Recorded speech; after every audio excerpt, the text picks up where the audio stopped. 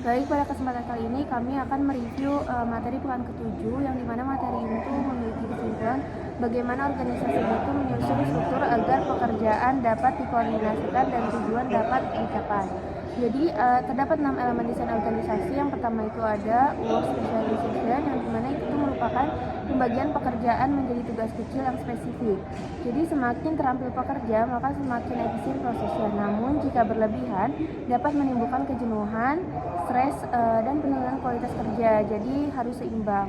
Kemudian yang kedua itu ada departmentalization, yang itu merupakan cara organisasi mengelompokkan pekerjaan dan memiliki 5 bentuk, yaitu berdasarkan fungsi produk, wilayah geografis, proses, dan jenis pelanggan. Nah, cara ini tuh membantu organisasi untuk mengatur koordinasi organisasi.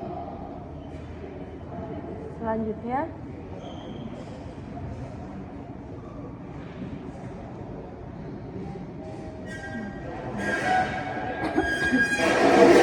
set of common yaitu menjelaskan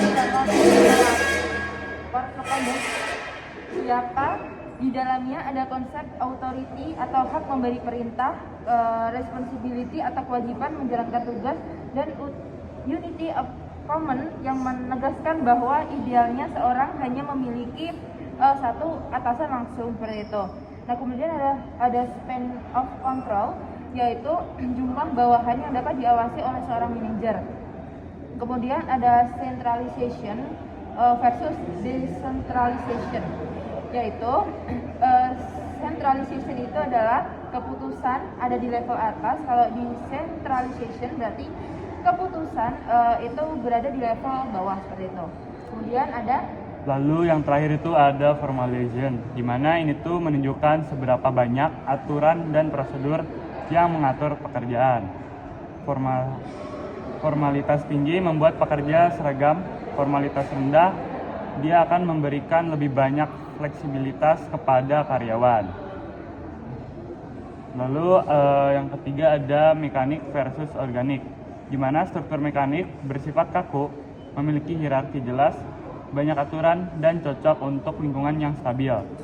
Sedangkan struktur organik dia itu lebih fleksibel, komunikasinya horizontal, dan sangat cocok untuk organisasi yang beroperasi di lingkungan dinamis serta membutuhkan inovasi. Oke, selanjutnya adalah faktor kontingensi. Nah, terdapat 4 faktor kontingensi yang akan menentukan bentuk struktur organisasi. Yang pertama itu adalah strategi. Nah, organisasi itu berorientasi inovasi membutuhkan struktur organik. Nah, organisasi berfokus efisiensi biaya dan membutuhkan struktur mekanistik. Yang kedua itu ukuran organisasi. Nah, semakin besar organisasi, semakin kompleks dan biasanya semakin mekanistik. Nah, yang ketiga ada teknologi.